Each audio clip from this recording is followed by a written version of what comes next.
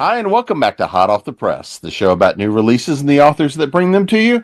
I'm your host, Jim Nettles, and here we're going to wrangle up a whole lot of stuff to go onto that to-be-read pile.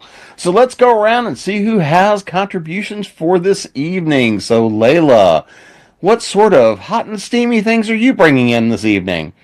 Well, I'm going to be talking to you about Echoes of a Muted Song, which is my second chance rock star romance, Palm Springs misadventure after Rocktoberfest. Just fun, flirty story. John? Hey, I'm John L. French, retired crime scene investigator from the streets of Baltimore, and I will be talking to you tonight about Death on Omega Station. It is a science fiction murder mystery set on board a space station. Jamie? I'm Jamie Garner. I'm a professional author and editor. I write under three distinct pen names, J.B. Garner, Amelia Quantrill, and Temple Hart. And tonight we're going to be talking about my debut release is Temple Hart, The Powers That Be. It is a satirical, sapphic, superhero superfiction with strong romantic subplots. Ken? I'm Ken Lange. I write lit RPG and mythical science fiction. Tonight will be that one, Exile 5, which will be coming out in March. Basically, the apocalypse shows up, and all the main character wants to do is catch a nap. And he is unable to do so, which makes him grumpy. This is what we call a biography. Lola? Yeah. Hey, my name's Lola Hurtsalot, and I'm going to be talking about Soul Pushers. I don't have the actual book yet, but I have the ebooks out. So I don't know if you can see that. That's the picture of. That's a picture of it, and it is a YA supernatural book. And El Marie? Lola just gave me an idea to show my cover on the phone. Okay. I'm going to do the very same thing. I'm going to be talking today about the Tales of Time, The Lost Stories. This is book 4 of, I'll hold it up close there. See that? Okay. This is book 4 of the open book universe, where the people who are living in the open book are reading book 2, The Tales of Time. And if they finish the stories, something really bad happens to them. So The Lost Stories is the 4th of the installment, and terrifying things happen.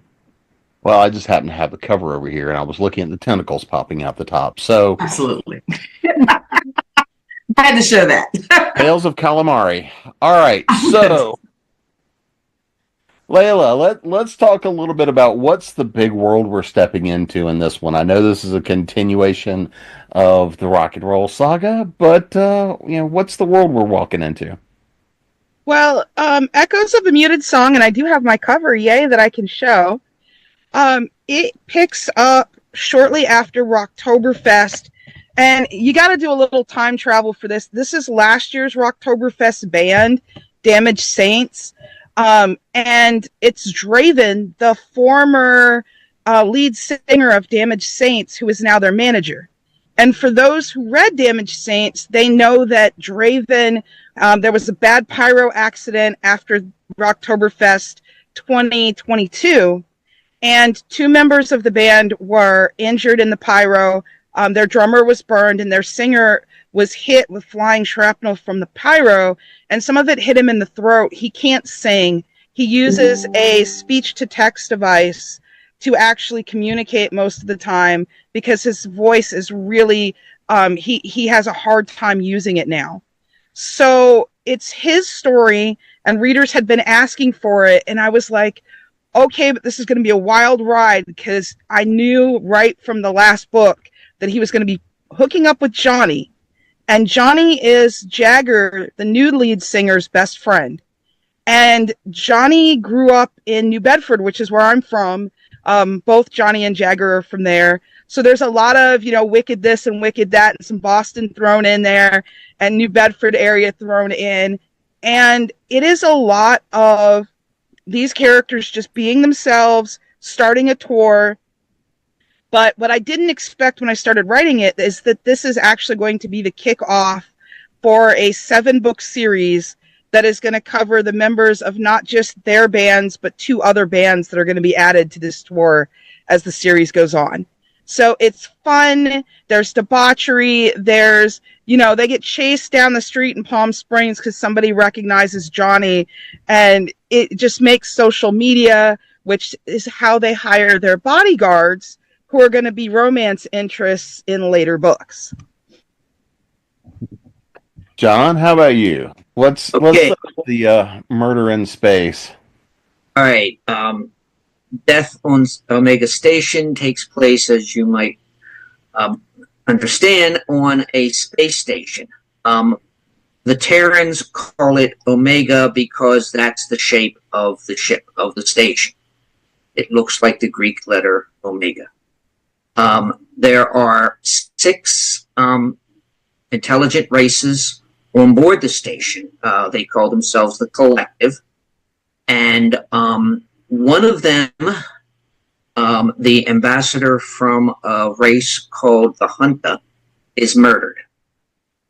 And because, and so they call for a Terran detective, or as they call it, a truth finder, to solve the murder, because apparently Terrans have this reputation for being quite dangerous. They are the only known race that kills each other for what seems to be absolutely no reason at all. I mean, there's a race called the Carp who kill each other in honor duels, but Terrans are the ones who seem to have a predilection toward killing each other. One of the chief suspects is a race called the Praetor, mainly because the Junta used to hunt and eat them until the Carp went into it. So you've got a space station full of people, full of races, each with their own agenda. One of them looks like a tentacled monster out of Lovecraft. The other one is another race looks like spiders the size of ponies.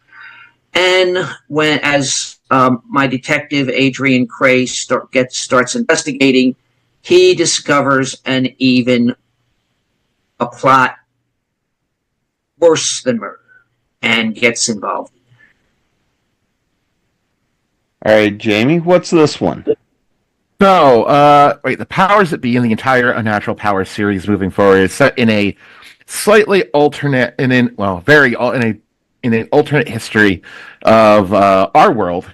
In the world of in the Earth of Unnatural Powers, well, it took more than one atomic bomb to bring about the end of World War II. In the process, something happened from those atomic weapons that started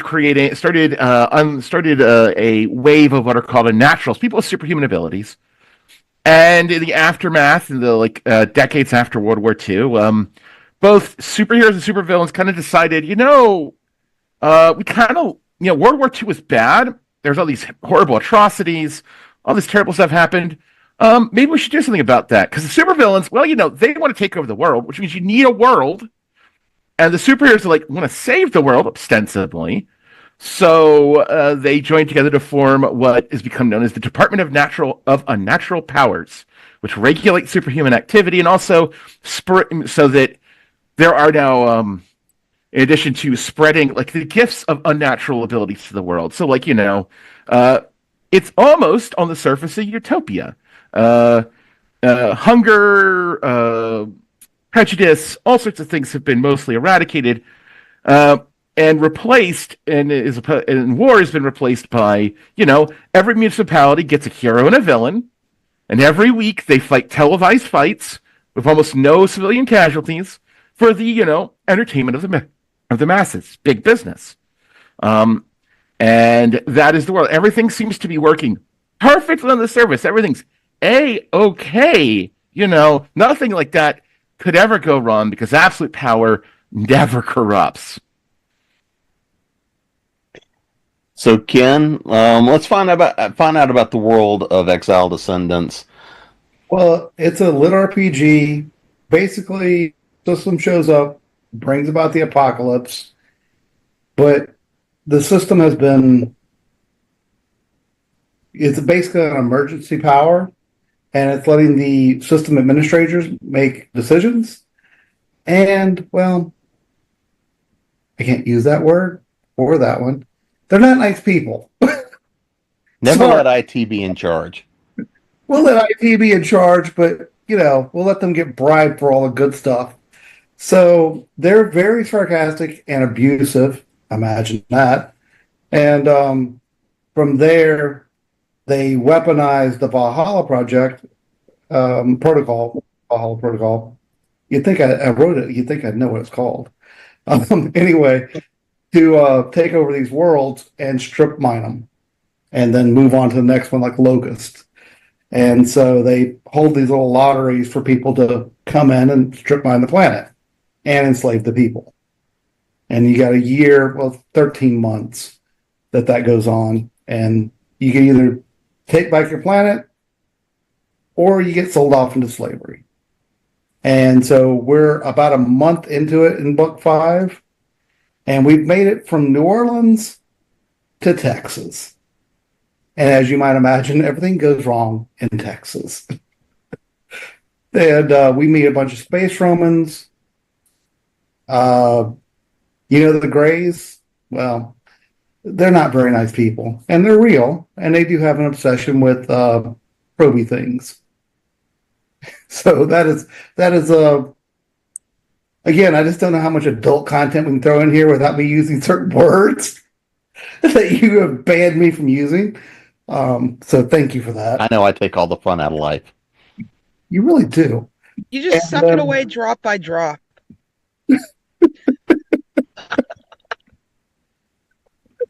Hopefully it cleans up after. Lola, save me. What's the world we're stepping into on this one? Okay, bad luck, Jim.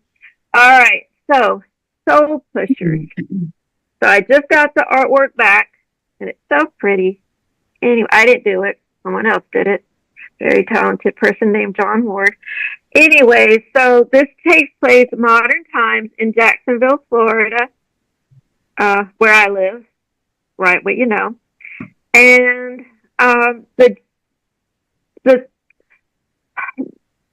I guess the main thing about it is that there are soul pushers, and they are born within families. It's usually the women who have it. And in addition to their regular job, they have to go around, and when they see someone dying, they push their soul up to heaven. And so this is extracurricular. They still have to have their main job. So sometimes if they're lucky, their main job is somewhere where people die. And so they can kind of, 2 birds, 1 stone kind of thing. But that's if they're lucky. And we start when the main characters are 16 years old. And I think if I say any more, I'll give it away. Well, we'll dive a little bit deeper into who we're going to be playing with in this one. Okay. El Marie, because I have a tentacle looking at me from over here on the other monitor. I'm gonna send it to you so you can have an array of them. Now, in this one, we're gonna be dealing with a whole bunch of different characters because these are all individual short stories, and these are the ones technically that haven't killed anyone. So as I mentioned, the Tales of Time, you if you read those stories and finish them, good luck, right? The lost stories are the ones that went unfinished by the reader, so no one's actually perished because they read all of these stories. But these stories are traditional horror, so psychological horror. There's a little bit of extreme in there, some cosmic, hence the tentacles. So it's an array of styles and lengths, which I like. I mean, when I write short stories, I really like to keep them short. I really enjoy flash fiction, but some of them are longer in this one. There's quite a few. I meant to count them. I want to say there's like 50 stories in this one. So. But they're not all, like, some of them are, I'm good for 100-word story. So really, what's that called? A drabble? Is that a drabble? 100 words? Yeah, I'm good for that. Flash, yeah. I can't write an intro that's 100 words. I love Flash, but the drabble is harder. It's like really hard to get a good something in just that little 100-word thing. But no, I'm good for now that I learned to do it. I like them, so they're fun. So no, when I say there's 50 stories, it's not like some thick, it's there's different sizes in here. But to keep with the universe is that, these are the ones that people put the book down because of, terror. Or hopefully we want to assume they got distracted by something going on in real life, but they could very well have just been so frightened that they didn't finish and subsequently, are still alive. Have you ever tried Flash in 55? It is a 55-word maximum short story. You have to hit 55 words spot on. Let me write that down. Flash in 55, because now I'll try that. Done. I'm leaving. Look, I have die. like a blurb. I cannot do 55 words. That sounds like fun, though. I mean, it's hard. It's not, writing short, like deliberately trying to keep it that short, even at 100 is just terribly difficult.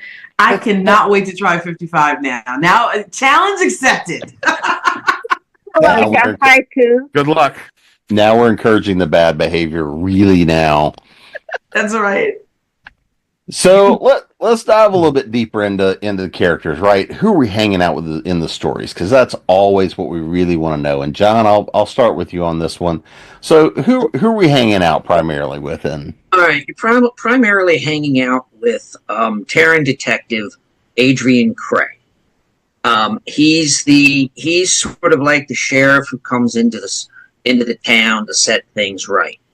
He's there because he drew the short straw, and when he arrives on Omega Station, he's got a dead ambassador, and he's on his own. All the other ambassadors basically expected everything from him. He quickly, he's kind of a smartass, but he's also trained in forensic science, so he can process his own crime scenes. I gave him a bunch of toys that I wish I had. But he quickly teams up with a security guard who is a hunter. Think velociraptors with feathers, and a velociraptor. Yes, Well, he looks like a velociraptor. They are one of the intelligent races on their planet, on the planet Saros. The other one was a prey species and now is recognized as a race of its own. While Cray is investigating the death of this ambassador, he discovers that the ambassador was into some rather nasty habits and has spread those habits throughout the station. So now Cray is dealing with two problems. Other characters, as I mentioned before, include one of the ambassadors from the race Anasi, who are essentially giant spiders. They once tried to wipe out the human race, but their attempt was so pitiful that the Terrans just laughed and said, "Don't worry about it." There is an ambassador from a planet that the humans called Dagos, and they call the ambassadors the race the Dagons, and it is something out of H.P. Lovecraft, which is how they got in with. So we've got a bunch of races, all of whom may or may not be working together, some of whom have deep, dark secrets, and one of Cray's biggest problem is dealing with the Terran ambassador, who seems to think that because Cray and he are both Terrans, Cray should cut him a break. And the AI who runs the thing is left over from the race that founded the station 500 years ago, and may or may not be sentient. So, Jamie, who are some of the folks we're going to be hanging out with for you? So I think there's really two major pairs of characters that drive this entire plot. Of course, we have who would be our protagonists. The rookie nemesis pair for Evanston, Illinois. There's Dr. Patricia Perrell. She is a mad scientist with over a dozen specifically evil degrees. She is a melodramatic iconoclastic drama queen who does everything bigger than life, larger than life. Definitely believes in the motto that the most important thing about being a supervillain is presentation. And she's got just one problem. She wanted, when she was a very young child, to be a supervillain, which is a career path in this world, and got her wish. Unfortunately, she seems to be having some problems with her memory, even though she has a photographic memory. And a lot of what's going on just seems to feel like I should know these people in these situations, but you know what? That's not important because I get to take over first Evanston, then Chicago, then the Midwest, then the United States, then the world in that order. That order is important. And then her nemesis, of course, is Diamond. She is a good all-American, sweetheart, Midwestern girl who is super strong and seemingly completely invulnerable. She was shy, retiring, wanted to just be a florist and have a dozen cats and a wife, and she didn't get any of that. Instead, under mysterious circumstances, she broke up with her college sweetheart, and for some reason decided to go into the hero internship program. Got superpowers, is now seeking out her lost love, who just probably looks really, really similar to one Dr. Peril. And of course, behind the scenes is the Department of Natural Powers and their specific handlers in hero and villain affairs, who, as we find out, are probably pulling a lot more strings and manipulating the situation than at least the general public would believe.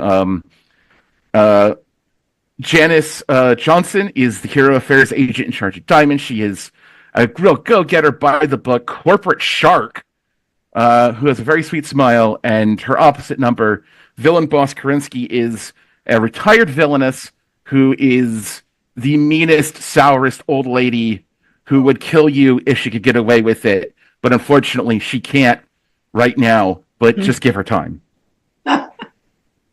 And everything kind of falls apart after their very first, after Dr. Peril and Diamond's first battle, as they say, extra legal government authoritative redistribution event, in other words, and its scheme to take over the town. Everything falls apart from there. I think I missed my calling to be able to go to villain school. Wouldn't it be great? You could get a degree, you could get a doctorate in evil interior design. Maybe drama tech. Bring back Flowers and Paisley from the 70s. That's yes. Yes. Lots of flair. Yes. I'd be okay with that. Yeah. Some of that I'm okay with. Honestly, the platform shoes. Come on. That would be awesome. I'll bring back orange. It's the most evil color that there is. You don't want to say that again, Jim. The orange, the most evil color that there is. My absolute favorite color, you mean? We have words later. I don't know. It kind of fits the horror angle. Tennessee, Florida, never mind. It's so Ken. Yes. Who survives this far that we're hanging out with in this particular? Well, we have the main group, which is Ian Clark, which is a very grumpy and hostile.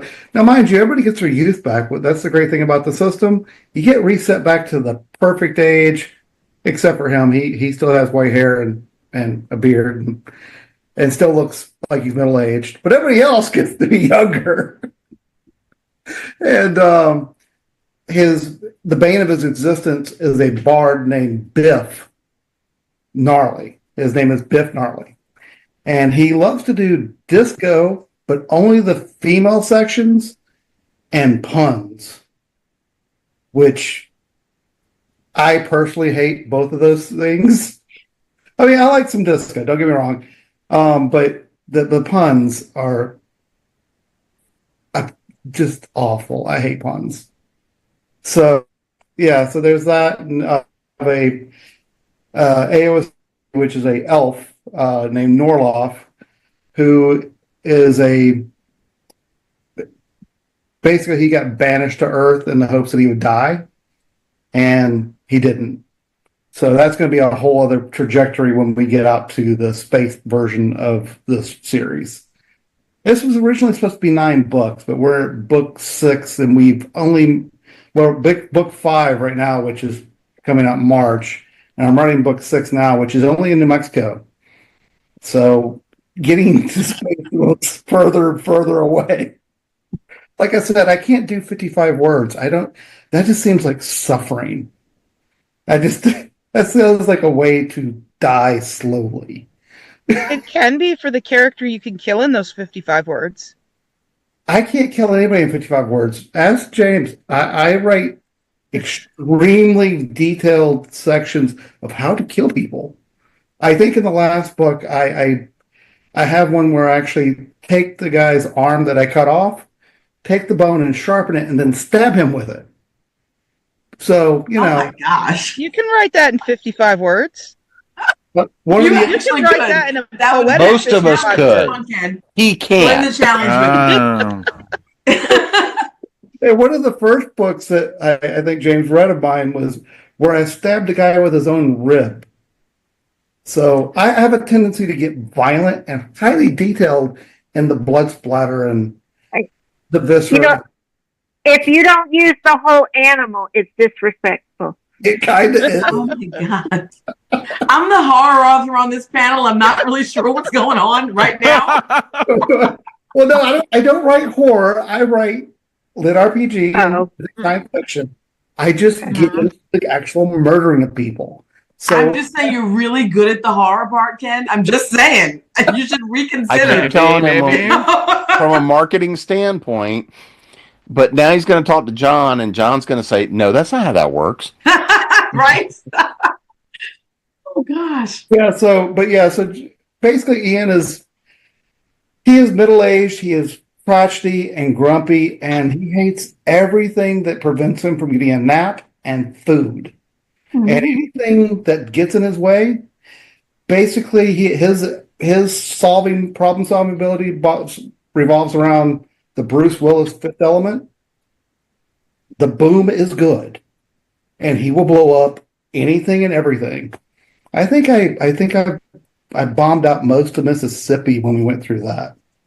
That was a whole vampire situation. And you thought that those other things where I stabbed people with bones was bad? Yeah, I splattered vampires everywhere. So, do you hear yourself? Do you hear yourself? I'm just saying. You're saying it, not me. But not in 55 words. 55 chapters. If it's going to be hard, Ken, I think I'm there for the 55 chapters, to be honest. If you're going to take out people's ribs and sharpen the bones to stab them and make it a horror book, I might be all right with that. Okay. With some vampires? Oh, yeah. Oh, yeah. Well, the guy that got stabbed with his own rib was an FBI agent, just so we're clear. He was a dirty FBI agent who, well, he was a pedophile, so he deserved what he got. So I'm just saying. Listen, when we run this back and he hears himself talking about vampires and bones and blood, we won't have to convince him. It won't be really hard to convince him. We've had that conversation plenty of times. Have you really? Oh, yeah. So, Lola, who are we hanging out with in the beginning of this grand adventure? Okay, so I think I can give away some because some of it's on the back of the cover. So we have two 16-year-olds, David and Zoe. David loves music. He's in a band. He's not particularly good at school stuff. He doesn't like school stuff. He just wants to. He's a drummer. Wait, no, he's not. He's a bassist. Sorry, not the drummer. That's someone else. So he just likes to, play his bass guitar and everything. And he's just a kid. But there is an issue. He has the soul of a 16-year-old girl inside of him. Her name is Zoe. Now, she got there because there's this crazy rule about you can't have 3 children that are soul pushers in a family, and she was the 3rd child. So the mother soul pusher was supposed to take the soul and push it up to heaven, bye-bye, but she couldn't bear to do it. So she punted his soul over to the baby next to her baby, and that was David. So they've grown up with Zoe inside David. So he has a constant companion to bicker with. But the good news is she's really good at school. So she gets to do all that stuff. But the problem is they're realizing they're older and some things are going to change after high school. And she wants to do science. He wants to do music. So they're fretting about, how are we going to do this? It's going to be really awkward starting, pretty soon. So something happens that makes the decision for them. And that's kind of where things splinter apart. They end up with their own stories. So, El Marie, do you maybe want to give us a hint on a couple of these stories, since it's not necessarily the same characters carrying throughout? Yeah, that's what I was thinking. So you'll encounter a couple of things. I mean, a couple of them, more than a couple, but you'll encounter a Christmas tree that I feel comfortable sharing more than I would normally about that one. But a Christmas tree that attacks people, sucks them into it, like literally sucks them in. You'll encounter what happens to, this woman who comes out of Target and the world has ended outside. And I just literally, the world is over and she's walking in the parking lot like, what in the, what? And there's someone who is, you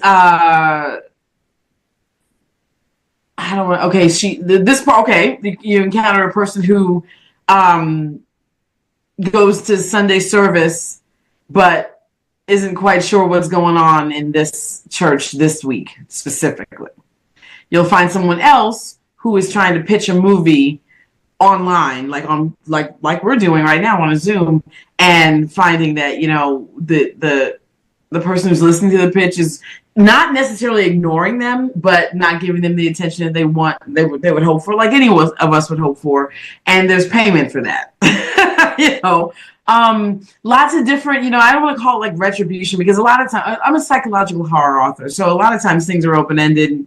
You come up with the ending. Basically, it's an agreement between the author and the reader that I'm not going to tell you the ending all the time, not when it's a psychological horror story. And even when I'm using traditional antagonists, I don't always tie it up in a nice bow, really, because that's not what I write. But in some of these, you can't, like the tree story. Well, the tree story actually isn't even tied up in a bow. The poor person, people, I said, get pulled into the tree. I want to be clear. And this one's actually been published audio by Something Scary. So if you ever want to hear it, it's on YouTube. Just look for that and you'll find A Christmas Tale, and it's a fun one. I didn't really often picture intestines as being, the garland around the tree. That's nasty. See, I am a psychological horror author. I'm quiet. I'm on the quiet spectrum. You just said one of the nastiest things I've ever heard. That's disgusting. Now I have the visual. That was tame. You could even hang the little hooks with the bells from those. I mean, those will hold up nicely. See what I mean, y'all? And I'm the horror author. You all are nasty. I'm just saying. And Jim, I write horror too. You know that. My next investigation, like he's talking about like spiders the size of ponies. This is terrifying, and you have frightened me. Thank you. I came on here to have a nice conversation, and all of you have terrified me. But no, I mean, so you encounter all these different things. But the neat thing about this is, and I think it's really cool the way Falstaff has done this with me. They kind of went along this journey because I kind of had this weird idea of what happens. Like I said, if you're the people living in this one book, read these stories and they die. The third book is actually a poetry collection where the people, like it's one person who actually read stories and didn't die, but he's having this fevered dream, sort of like, he's lost himself entirely, so the poems are like wild, and it's just, and so then you have this where people haven't died. And I think that it's a neat sort of collection to have, a little universe to have, but the stories can stand individually. They all do stand individually, but when you add that little layer of terror of what happens at the end of this, or why wouldn't this one have been finished? Why is this one in this book and not the other one? That's the sense of unease that you'll find. So lots of little things that I shouldn't say little. There's a lot of big things in here that you can be afraid of. I mean, The Room, I'll give you one more. There's one called The Room, and it's about a hotel room that, the patrons are saying, listen, it's really loud in there. What is going on? Someone do something about this. And it just so happened that the timing was someone was going to clean the room, goes by the room, by the door, and hears like these horrible sounds. And the hotel, they call down to the manager, like, what is happening? Somebody come up here and help. And what the manager sees when he opens the door, he will not recover from. So, but it's in this book, which is the curious piece of it. So I've been to that convention. You've been to that one? Ah, shoot! I knew you'd recognize it. I was probably there with you. Is that the one where they beat the other guy to death with the arm? Say it again. What? Well, see, I one of the sections you rip off an arm and then you beat somebody to death with it. You see what I'm saying? Like what? I'm just waiting for the book because Ken, it's in you. I'm waiting for the book. I have 18 of them, so choose one. But I want the horror book that you say, yes, I wrote a horror novel. Yes, I did. That's the one I want. If I write the horror novel that you want me to write, you probably will never sleep again. You see what I mean? I'm here for it. Anybody would be here. You have said some things that are so interesting that I think people are going to be here for it. I'm just telling you, Ken. I'm just telling you. See, there's a reason I don't write horror anymore. Because for that little Christmas tree, I'd have to stick the eyeballs on the LEDs, string them around the tree, and watch the irises light up. That's so. You got to go there. That would be the first thing that popped into my head, and then it would just get worse. So I am on the quiet side of it. Let me just reiterate. I have to be clear. There are I don't know, I want to say maybe at this point, maybe 38, 39 subgenres of horror, and I'm on the side that's really quiet. You all ripping off arms and beating people and putting eyeballs on the tree. That's the extreme horror side. I see you and I wave, but I don't. Well, you see, because the eyeballs are lit up. I mean, that's the. That's just horrible. The light from within. Ew, ew, ew. Also, the tree could be a skeleton. All right, so Layla, who are we hanging out with in this one? I cannot. Someone whose eyeballs are on this Christmas tree. That's who.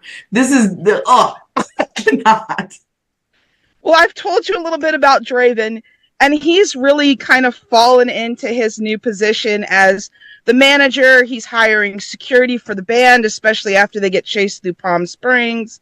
He's booking tours. He's looking to sign other bands. He's gotten comfortable with the fact that he will never perform again. But his new relationship with Johnny, it's something they flirted around with for years. But Draven has always been known as the token straight guy of the group. And so Johnny has always been very hands off with him. Especially since, Johnny is known for his fuckery. This is a guy who has hung from something that he slipped off of by his pants, with the only thing keeping him from hitting the ground is that he had his boots on.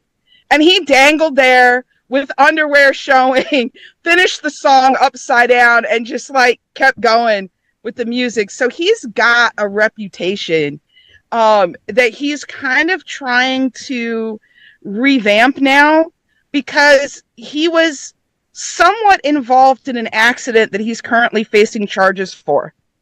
And while he maintains his innocence, that he wasn't at fault, he can't produce evidence to prove it. He's got a trial coming up. The band is just taking off. They're just doing really good after Oktoberfest. But he's got to go home. And he's got to face the people of his hometown who really just believe that the only reason he's out of, that he's not in prison waiting trial is because of his, status as this rising rock star. And this poor guy has been trying to get anybody and everybody to listen to him, that there was another vehicle on the road that night, that someone else is the one that swerved between them, and that's the car that caused him to veer off the road. That's the car that caused the other car's horrific wreck. And, but he's the one that's actually facing the trial from it. And you really see a more mature Johnny in this book. You know, in the first book, they're pulling off ultimate pickle challenges. I mean, you want to talk about a few gross out sections. They actually took a pickle, hollowed it out, stuffed it full with Snickers, wrapped it in fruit roll up, and were serving that as one of 5, I think it was either 5 or 7 dishes for their ultimate pickle challenge, one of which was jalapeno pickle ice cream. Yes, it exists. Yes, I had it. Oh my gosh, it's a weird texture, weird experience. These guys even have their pictures up on a food truck that's an ice cream truck, and it's like the weirdest flavors.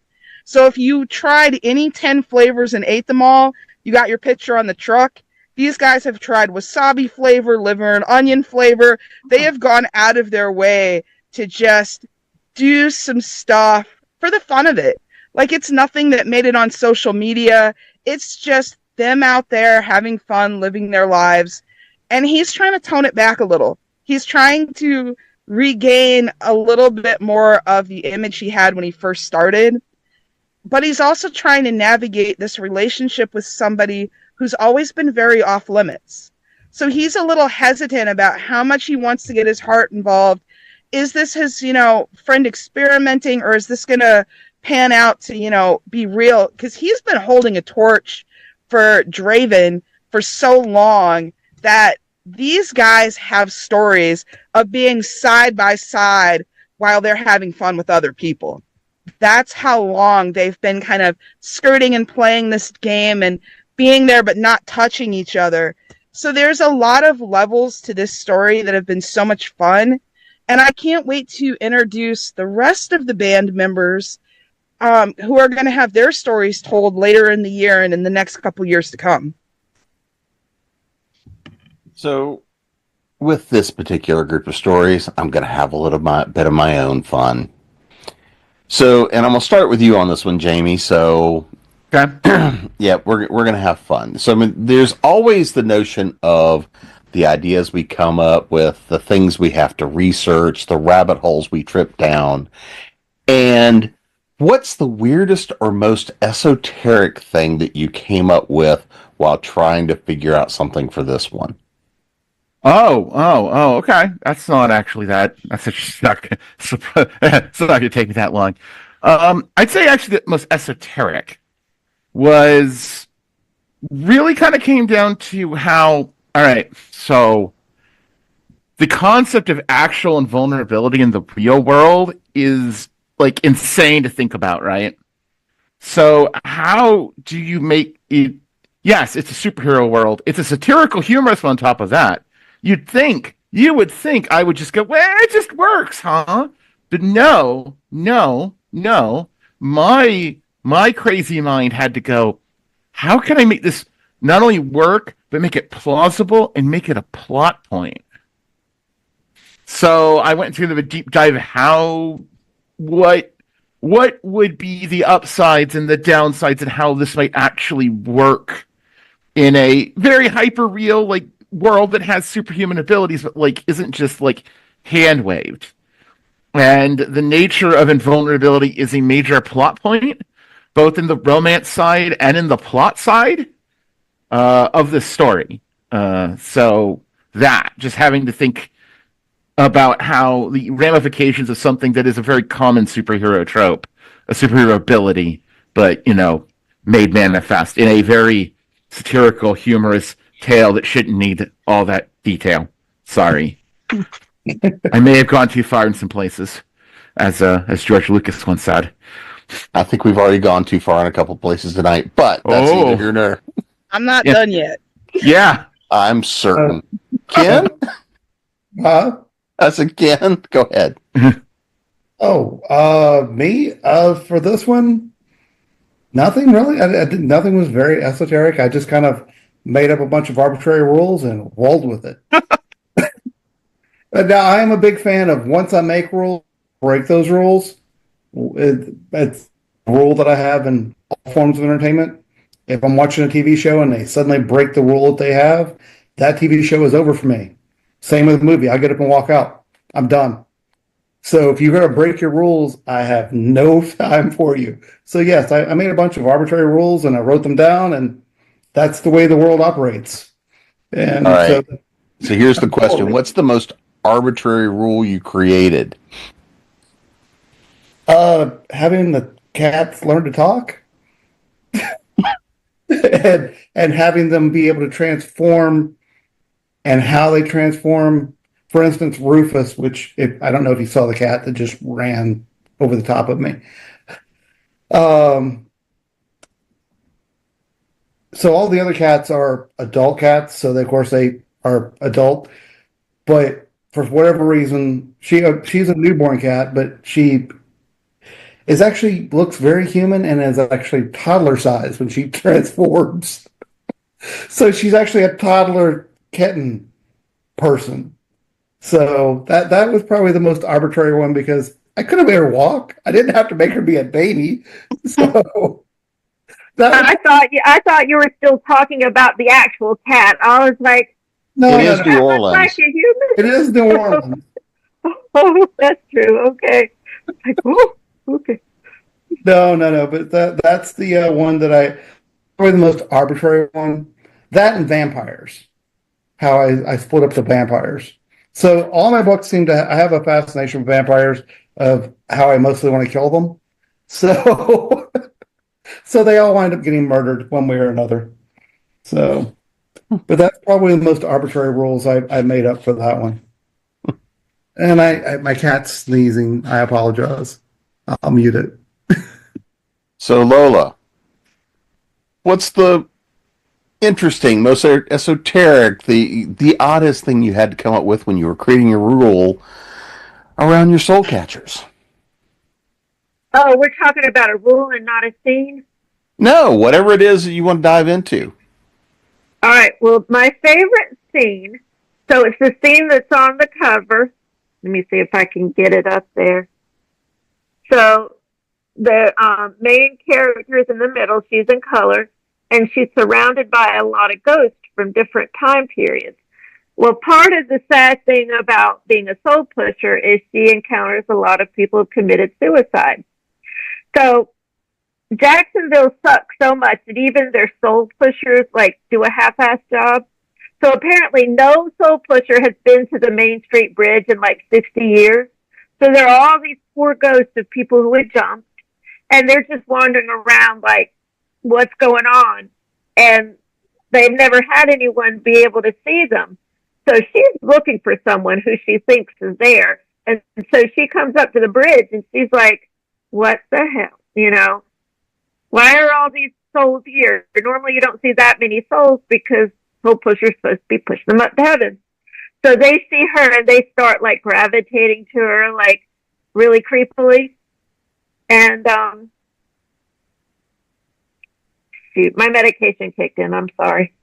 I don't remember what I was going to say. Anyway, so she's, you know, there, and they're all like gravitating toward her and coming like really close to her.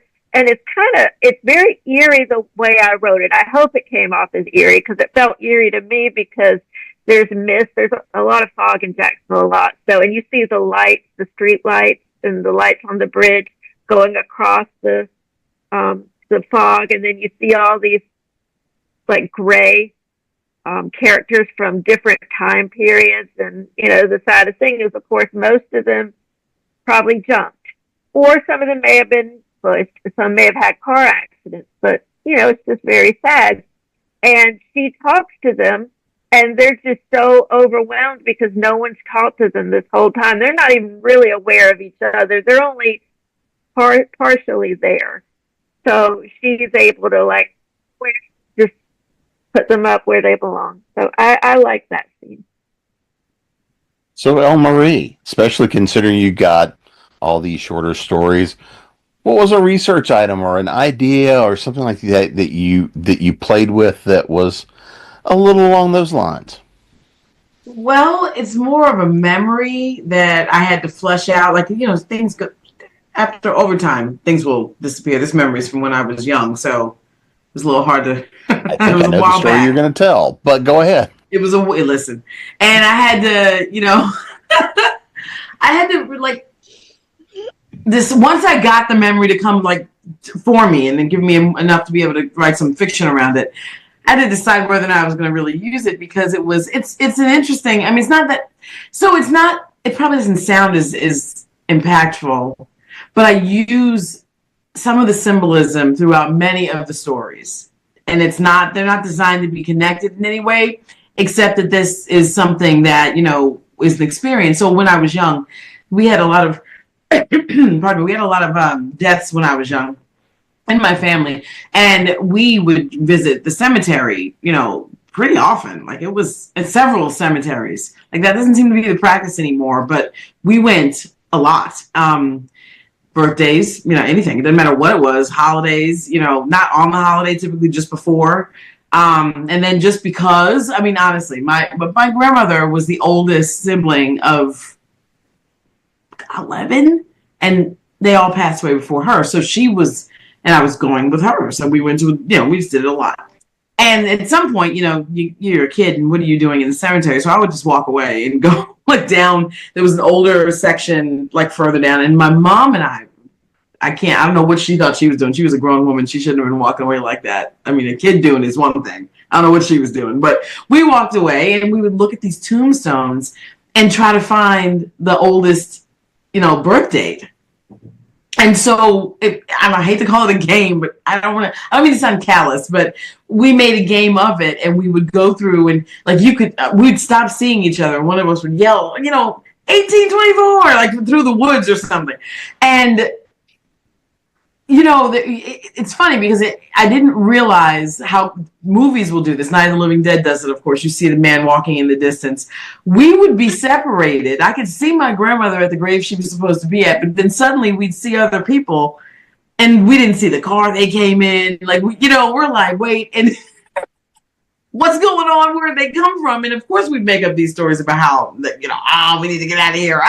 It's grandmother, And so I had to think to myself, am I going to use any of that? Because once the memory came to me, I was like, I now I want to write this story. And I did. I wrote it like four times. It's different each time, but it's in there a little bit. And it's about, the moments that you have in your life because it was an utter rabbit hole. I had to find out if I was the only person who looked at, tombstones. And I found out that I'm clearly not. People do stone rubbings all the time. And I didn't even know I did some genealogy years ago, and I would go rub the stone thinking, especially when my camera died. This was not, I wasn't like, my handwriting is atrocious. So I was like, let me just get the picture. And then when I couldn't, I was like, oh, but you could use this tracing paper. I didn't know so many people did that.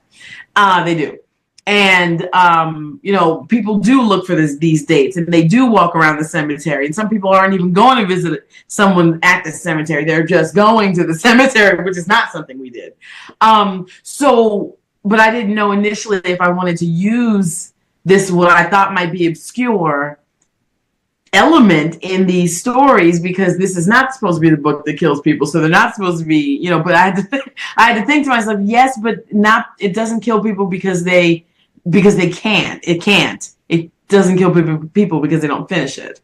So yeah, it's in there about 4 times, different ways, but it's in there about 4 times. And I thought that was pretty like obscure and weird, but I liked it. It was fun. Did you know that people go to the cemeteries to go find recipes? Mm-hmm. To find what? Recipes. Oh, recipes. I have heard that before, and I thought that was very odd. There was a love letter on one grave that I saw once, and it was like, the stone was a love letter to the woman she wasn't even buried next to the guy. And I just stood there reading it. I felt like I invaded his whole privacy. I was like, this is horrible. I shouldn't have read this. However, I still read it. So of course. I'm sorry, it would be awkward if his wife was buried next to him, but the love letter was for someone else. Oh my gosh.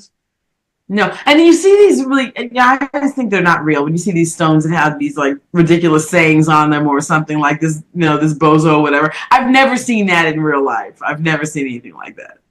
But yeah, interesting. Well, that's better. At least it wasn't a columbarium that just says, just add water for chocolate milk. I don't know. So, Layla, So the funnest thing that I got to just look up and really watch some video and stuff on and retouch conferences I hadn't attended in almost 10 years was I was looking for some of the coolest enhancements for Violet Wand. And let me tell you, after all the videos, all the exploration, glitter became my go-to. And that was one of the coolest scenes to write in the story, was them doing Violet Wand play and him scattering the glitter over his partner. And in the low light, watching the arc of the electricity dance along the glitter over his skin and just, enhance that scene and those sensations. So the research that went into constructing that scene and their experimentation with what did and didn't work the way they wanted it to with the Violet Wand was my favorite research of the book so far. And this one isn't even done yet. So there is a lot more research to come, I'm sure. But then I had to go look and see, well, okay, fine glitter spreads further, but the big chunky glitter, it covers more mass. So you can get a bigger arc with that too. So then it was like watching people play with the different kinds of glitter and seeing when I went to the craft store if I could find any cool glitter that I could maybe like highlight. And there are a few, a friend of mine actually, and it's funny because we were at an event together a couple years ago, and one of the photographers there was throwing out glitter penises on everybody's table. And we all got home and we're shaking it out of our books. I had some in some of my clothes. It was still falling out of her stuff. Now it's been like 2-3 years. And we were loading books for an event and we're still finding glitter dicks in the car. So, of course, for this scene, I had to include the glitter penises. Of course. Yeah, Are there I'm definitely putting not safe for work all over this one. Are there like glitter dicks and glitter clips? Oh, I didn't mean to I say don't that. have those yet, but oh my gosh, I didn't realize that you were would be live when I said fun. that. That would be so much fun to play with.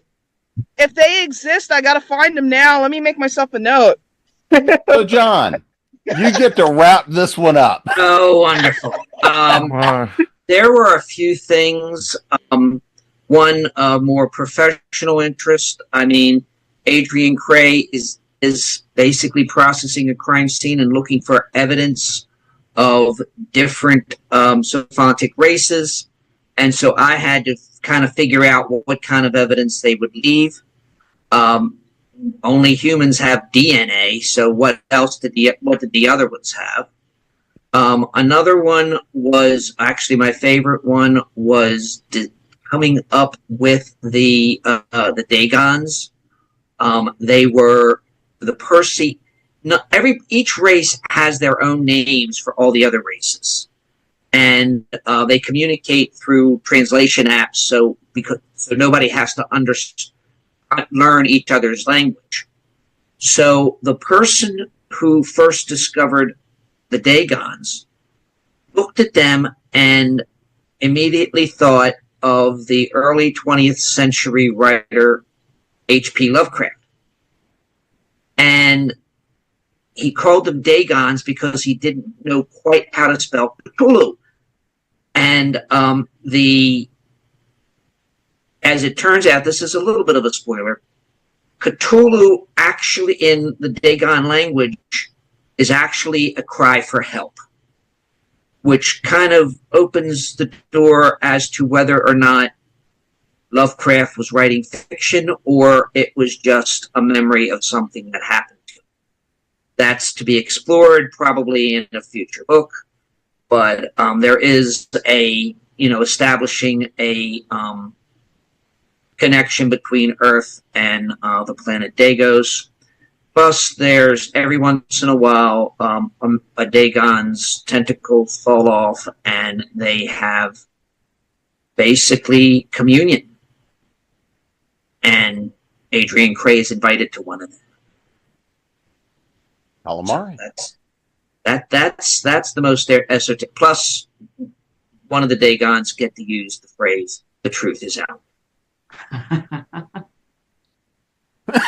Well, I think we've. Well, so before everybody goes running out to go stack up these to be read piles, let's make sure they know where to find everybody. Website, social media, and of course, remind them what the title is. So, Layla, you're up first.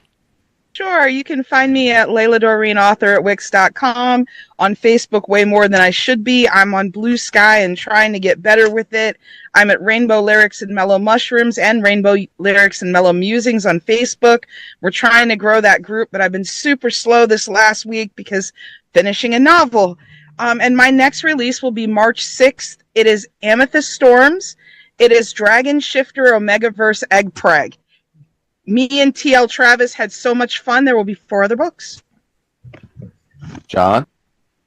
Okay, the name of the book is Death on Omega Station.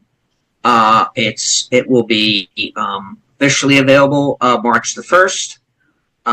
It's available on Barnes & Noble and Amazon for pre-order. It is also available for pre-order and for later sale on the eSpec website. eSpec being the publisher. You can find me on Facebook, and I do have or my Amazon page. Jamie? Well, the book is The Powers That Be by Temple Hart. You can find it either, you go to my website, jbgarnerwrites.com, go to the Temple Hart section. You can go to my publisher, gingerbluepublishing.com, and find it there, or you can just go to Amazon, Barnes & Noble, Kobo, or Apple Books. It's available on all those platforms. Ken? KenLangAuthor.com is my website. Facebook, Blue Sky, which I'm trying to learn. And pretty much that's about it for me on social media and books. Oh, that's fantastic. Oh, we're going for the cats again. Going for the big finish with the cats. Well, they just puked on me. So, Oh, well. Whoa. it's just Cats are jerks. They're jerks. Lola. my day. I got 2 cats and they're jerks. Dogs are sweet, cats are jerks, and I'm a cat myself. Okay. The name of the book, well, shoot. The name of the book is Soul Pushers. Come on, stay up. Soul Pushers. And I'm Lola Hurtsalot. So my website is lolalaracy.com. When I get some time, I want to redo it with all the images, the book cover. I published the book on Amazon, Kindle, and also I did Drafted Digital, which pushes it out to Kobo and Barnes & Noble and all those things. Now, I'm trying to do the paperback version, but KDP keeps emailing me and saying I did it wrong. But I'm hoping this time was the charm, and I'm going to work on Drafted Digital, getting it in paperback too, and eventually maybe audiobook. And Blue Sky, I'm at Lola Writer. Writer. And Elle Marie. You can find me at elmariewood.com. I'm on Facebook and Blue Sky, but I've got to do better. I think all of us are saying that. Not me. Instagram, I need to do better with that as well. You can find, if you go to my website, you'll get all the information you need. You can also go to Amazon or anywhere books are sold and find my books, including this one, which is up for pre-order, but it actually comes out in 2 days. So by the time you see this, it'll be out. February 13th is when this one's coming out. Book 4 of the Open Book World. And you can find me at jamespnettles.com, authoressentialsworkshops.com, creatingpros.com, and of course here at Continual. And go stack up those to be read piles. Get your existential dread across the board. We're all good tonight. Good night. Night, everybody. Night. Right. Right.